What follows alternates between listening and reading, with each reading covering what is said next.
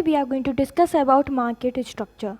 So the term structure refers to something that has organization and dimension, that is shape, size and design, and which is involved in performing a function.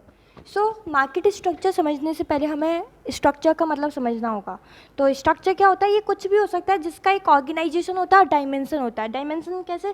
जिसकी कोई shape होती है, size होता है, design होता है और वो किसी पार्टिकुलर फंक्शन को परफॉर्म करने के लिए बना होता है. उस चीज़ को हम बोलते हैं structure. Okay, so a function modifies the structure and the nature of existing structure limit the performance of a function.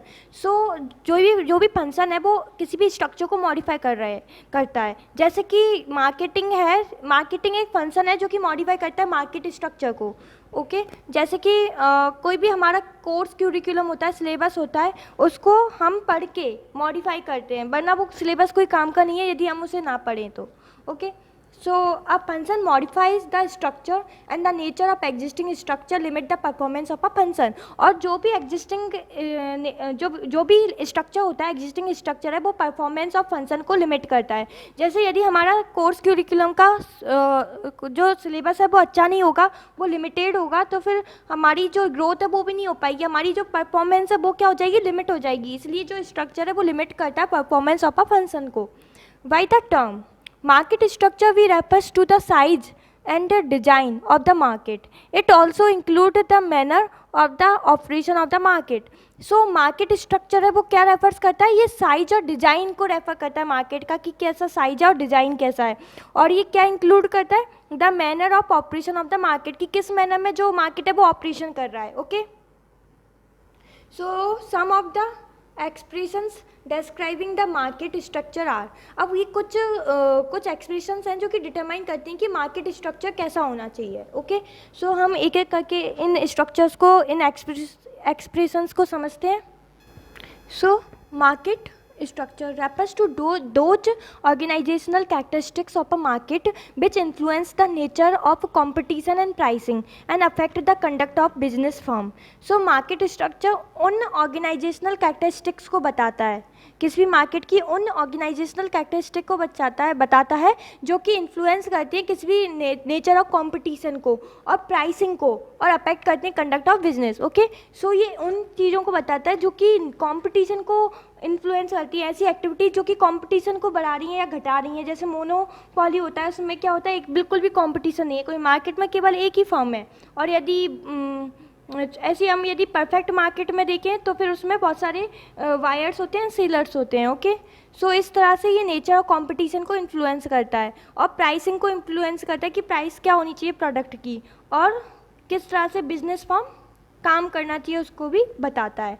It refers to those characteristics of the market which affect the traders behaviour and their performance. और ये उन चीज़ों को भी बताता है जो कि ट्रेडर्स के बिहेवियर, उनके परफॉर्मेंस को अफेक्ट करती हैं. और market structure is the formal organisation of the functional activities of a market institute. और ये क्या होता है? एक फॉर्मल ऑर्गेनाइजेशन होता है जो कि फंक्शनल एक्टिविटीज़ को रेगुलेट करता है किसी मार्केटिंग इंस्टीट्यूट की. ओके, सो ये 3 एक्सप्रेशन है जिसके अंदर हम मार्केटिंग स्ट्रक्चर को समझते हैं. अब हम देखते हैं कि कौन कौन से कंपोनेंट होते हैं मार्केटिंग के. ओके, मार्केट स्ट्रक्चर के कंपोनेंट. सो हाँ, a high degree of market concentration ये दूसरा पेज है. अब हम देखते हैं components of a market structure. So the components of market structure which together determine the conduct and performance of the market. अब ये कंपोनेंट्स हम देखने वाले हैं मार्केट स्ट्रक्चर के, कौन कौन से कंपोनेंट होते हैं जो कि किसी भी मार्केट की कंडक्ट और परफॉर्मेंस को डिटरमाइन करते हैं, इन्फ्लुएंस करते हैं. ओके, तो सबसे पहला कंपोनेंट आता है इसमें कॉन्सेंट्रेशन ऑफ मार्केट पावर. तो इसमें क्या होता है कि जो मार्केट की पावर है वो किसी एक पॉइंट, किसी एक फर्म में कॉन्सेंट्रेट नहीं होना चाहिए. यदि वो एक ही फर्म में कॉन्सेंट्रेट होगी तो मोनोपॉली हो जाएगी और मोनोपॉली होने के कारण जो ही फर्म है वो अपनी मनचाही डिमांड लगाएगी, मनचाही प्राइस लगाएगी. इसलिए ये वाली सिचुएशन अराइज नहीं होनी चाहिए. इसलिए हमें कंसंट्रेट नहीं करना है मार्केट पावर को. ये जितना ज़्यादा स्प्रेड हो सके उतना ज़्यादा अच्छा होता है किसी भी मार्केट स्ट्रक्चर को परफॉर्म करने के लिए, फंक्शन करने के लिए. So it is an important element determining the nature of competition and consequently of market conduct and performance. तो ये वाला जो एलिमेंट है वो कॉम्पिटिशन को डिटरमाइन करता है और और किसको डिटरमाइन करता है, तो कंपटीशन से ही ये मार्केट कंडक्ट ऑफ परफॉर्मेंस को डिटरमाइन करता है. Okay, this is measured by the number and size of firms existing in the market. और ये किससे मेजर्ड होता है कि कितनी नंबर और कितनी साइज, मतलब कितने नंबर में फर्म है और उनकी कितनी साइज है. यानी कि ये मार्केट में केवल एक ही फर्म है या फिर मार्केट में बहुत सारी फर्म है और उनकी साइज कितनी है. Okay, so extent of concentration represent the control of an individual firm or a group of firms over the buying or selling of the product.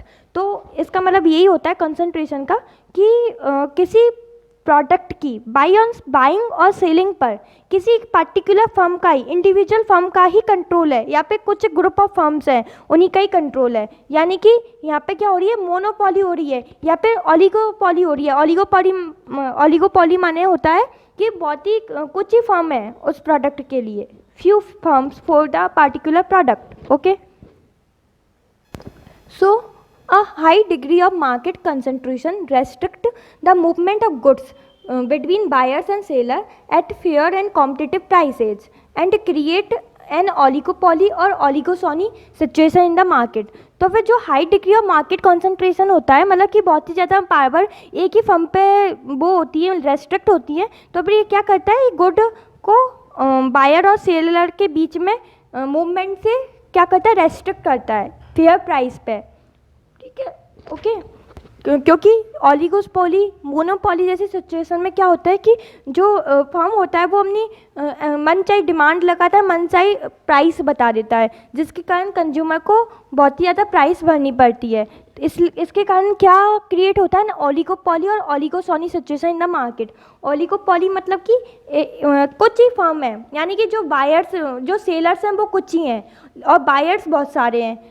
तो फिर जो फर्म है वो अपनी मनचाही डिमांड लगाएंगे और मनचाही प्राइस लगाएंगे. और ऑलिगोसोनी का मतलब होता है कि बहुत सारे मतलब कुछ ही बायर्स हैं और जो सेलर्स हैं वो बहुत सारे हैं. तो ऐसी सिचुएशन अराइज होती है due to the concentration of market power. इसलिए ये सिचुएशन हमारी अराइज नहीं होनी चाहिए, ज़्यादा कंसंट्रेशन नहीं होना चाहिए, क्योंकि जो कंसंट्रेशन ऑफ मार्केट पावर होता है वो इन्वर्सली अफेक्ट करता है मार्केट परफॉर्मेंस को. ओके, अब नाउ सेकंड आती है हमारी डिग्री ऑफ प्रोडक्ट डिफ्रेंसिएशन. एक होता है होमोजीनियस प्रोडक्ट और एक होता है हेट्रोजीनियस प्रोडक्ट. तो होमोजीनियस प्रोडक्ट ऐसे प्रोडक्ट होते हैं जो कि फर्म एक जैसे प्रोडक्ट को बेचती है, और हेट्रोजीनियस फर्म्स यानी कि ऐसी फर्म्स जो कि अलग अलग तरीके के प्रोडक्ट को बेचती हैं. सो होमोजीनियस प्रोडक्ट में क्या होता है, price variation in the market will not be wide, मतलब इतना ज़्यादा वाइड नहीं होता, एक ही प्राइस पर मिलती हैं. और इसमें हेट्रोजीनियस फर्म में क्या होता है, have the tendency to charge different prices for their product. में ये क्या करते हैं, डिफरेंट प्राइसेस को चार्ज करते हैं, क्योंकि अलग अलग प्रोडक्ट होते हैं इसलिए वो अलग अलग प्राइसेस को चार्ज करते हैं. सो हर कोई ये चाहता है कि वो अपने प्रोडक्ट को सुपीरियर पेश करे कंज्यूमर के सामने. Okay, everyone tries to prove that his product is superior to the product of others. अब हमारा जो थर्ड वाला कंपोनेंट है वो आता है condition for entry of firm in the market. अब क्या होता है कि मार्केट में कुछ बड़ी फर्म होती हैं वो रेस्ट्रिक्ट कर देती हैं. किसको रेस्ट्रिक्ट कर देती हैं, entry of small firms in the market और new firms in the market. तो ऐसी सिचुएशन भी अराइज नहीं होनी चाहिए. Okay, so it's another dimension is the restriction if any on the entry of firm in the market.